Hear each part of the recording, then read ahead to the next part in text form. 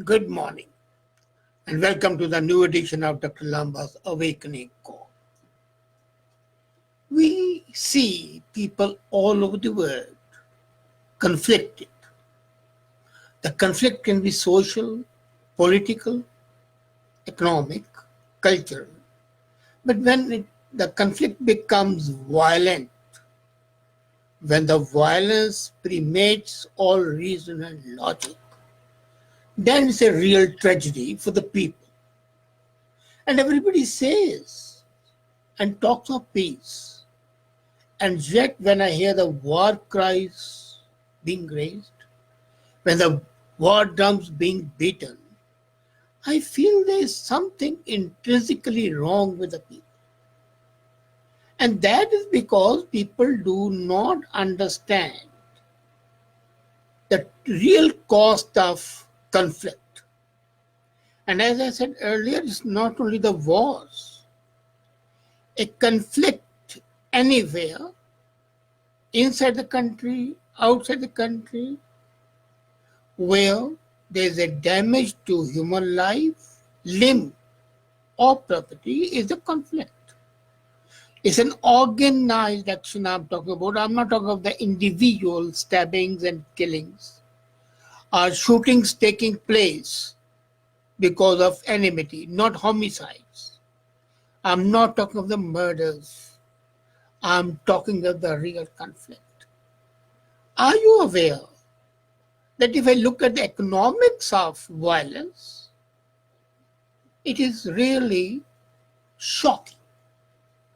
And it is shocking because all that money which is spent on conflict and conflict resolution can make this world a veritable heaven. In 2015, the violence in the world was about $13.6 trillion. 13.6 trillion. And the cost of the war is staggering. By the end of 2016, 60.6 million people,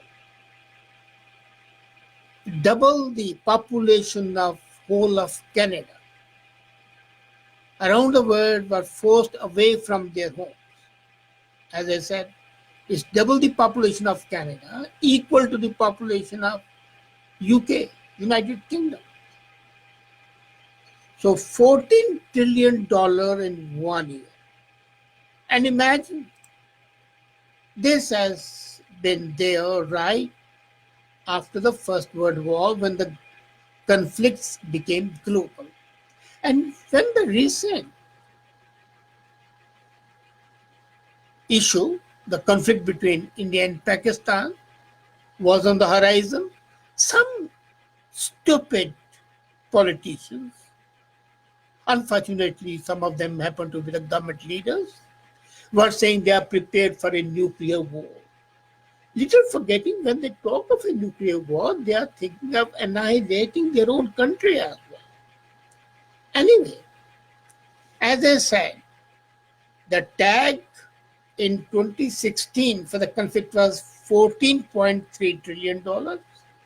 And that, in that year, 3 years back, was 12.6% of the global GDP. And these are the figures by the United Nations Office of Coordination of Human Affairs. After that, the conflict cost has risen higher. In 2017, it was 16 trillion. In 2018, it was 17.8 trillion. That's almost 18 trillion. Now, 18 trillion being wasted on guns, on ammunition, on bombs, and the imagination staggers. Now, if I break down the cost, $5.6 trillion is spent normally on the internal security, military spending, and 4.9 trillion on the internal security. That is 2/3 of the cost of the total conflict cost. The loss on the conflict is about $1 trillion. And then comes the attendant collateral losses. Surprisingly, the conflict number is rising every year. We say we are becoming more civilized. No, we are becoming more animalistic in our behavior and in our attitude. In 2006, globally, there were 278 conflicts. And the conflict has now risen in 10 years, in one decade, that's 2016 to 402, from 278 to 402. And the last 3 years, it has risen to 548. In 1 year, 548 conflicts were there. What is happening? And can you imagine the greatest increase in conflict since 2006 has been in Asia and Oceania? And Asia is the home of the religions which call themselves to be peaceful. Buddhism, Mahavir, Jainism, Confucianism, Taoism. None of these religions preaches war. None of these religions teaches conflict. And now let's come to the human cost. 300,000 people were displaced during 2015 and 2016. That's just in 1 year, 300,000. And total record, as I said earlier, is 60.6 million people worldwide. In 2016 alone, 40 million people were displaced, and 22.5 billion were categorized as refugees, and 3 million as asylum seekers. Now, this year, it has been a further increase because of a concerted effort by some groups. Now, these groups have a personal interest. They pose themselves as NGOs and charity organizations.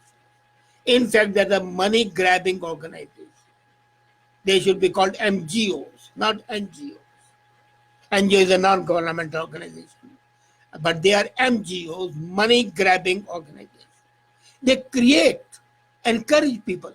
Now, people coming, say, from Latin America to USA were provided with everything, including conveyance and everything. So it was an organized racket to increase the conflict, to increase the human cost of the conflict. The reason being that a major chunk of that conflict goes to them. They are the agent provocators. They create situations that people leave their home. Then they facilitate their reaching home. Then they have their own paid attorneys and legal people who take up their cases. So the money starts coming from the government. And then the beauty is that they say they cannot have money to afford the legal system, so the government has to fund it. What a curious, convoluted system of fraud, of cheating, of being human leeches. They are bloodsuckers. They are the leeches which suck on the people, lead them astray all the time. And then, aside from Syria has become synonymous with the refugees. The other countries are there which have produced refugees: Afghanistan, South Sudan, Somalia, and Sudan itself. Other nations which have contributed to the refugees are Lebanon, Pakistan, Iran, Uganda. Now, you'll be amazed at Lebanon. Nobody can imagine that haven of peace. When I went there in Beirut a few years back, I was enchanted. They have produced 1 million refugees. And Pakistan, which poses itself to be the representative of Islam, the religion of peace, has 1.4 million refugees. So the main thing is how to have peace. So there needs to be a new agenda for humanity. The conflict resolution has to be called there. First of all, we need to prevent the conflicts. We need to identify these agent provocators who create conditions and then act as agents. They are the agents for creating and agents for transportation of the refugees. If the people, governments come up with a stand, no, they will not be funded. As a matter of fact, all charity organizations, except organizations like Red Cross and others, should be defunded right away. You can be rest assured 80% of the problem would be solved. So defund all such so-called charity organizations, which are, as I said, money-grabbing organizations. You need improved political leadership and a breakup between the excuse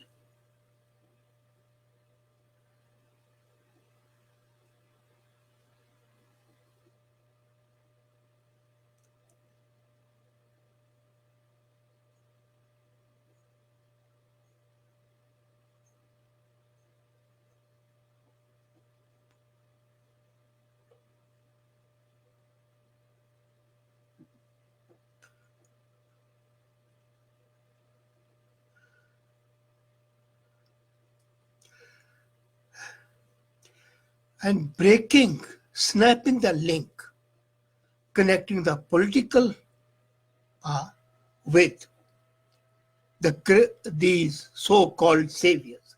Then you have to do another thing. The bureaucratic system has to be improved and laws have to be amended. The ombudsman have to be told that peace is the requirement. Then, they say rules of law. There are no rules of law. Let's be clear. All the talks of Vienna Convention and the rules of law and the just law are just band-aids. They don't help. Then, main thing is change of mindsets. All that money, this $18 trillion,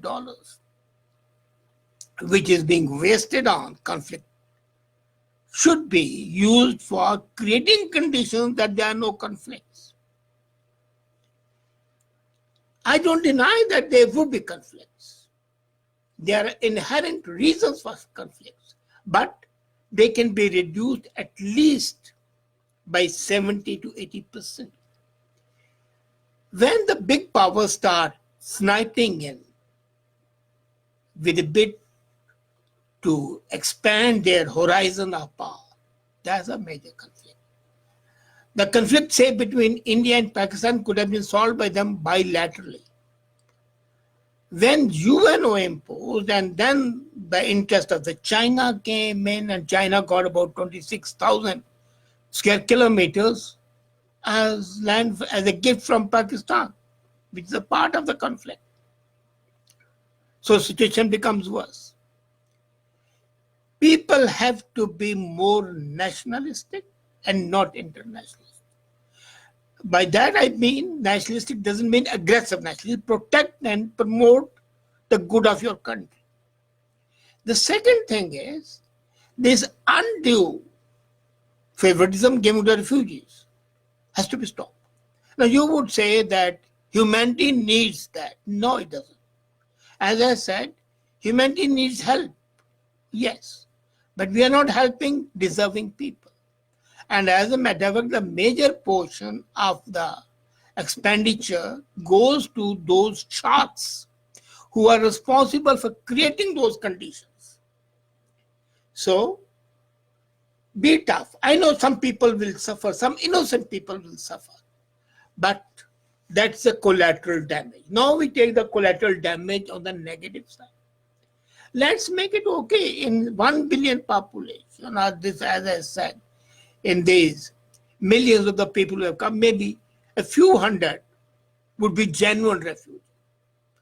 Well, they suffer, I agree. Then those cases can be considered separately. Separate areas can be demarcated, and secondly, the refugees must be settled in the countries near to them where there is the same culture, same history, same language. The Syrians can easily be settled in Saudi Arabia, Qatar, UAE, where there are huge resources and lands and the same culture is there and the same history there. That would save at least 25% of the cost of conflict, which I said is $18 trillion. So logistics also plays a major role. Non-interference also plays a major role. And let superpowers stop being super cops and let the bilateral things be resolved. And if there's a war between the two countries, it will be restricted. One thing more, the nuclear weapons must be destroyed. Immediately, the world community should set about destroying the nuclear capability, the arms capability of every country, irrespective of which is it, whether USA, USSR, India, China, Pakistan, or whatever. If we can act as human beings, we can make it a heaven. Otherwise, we are in a hell and will continue to be in inferno forever and forever. It's for us, the human beings, to wake up and ensure that we act intelligently as human beings, as Homo sapiens, and not as the slaves of arms producers, ammunition producers, or these charity organizations which are out to suck the blood. Thank you.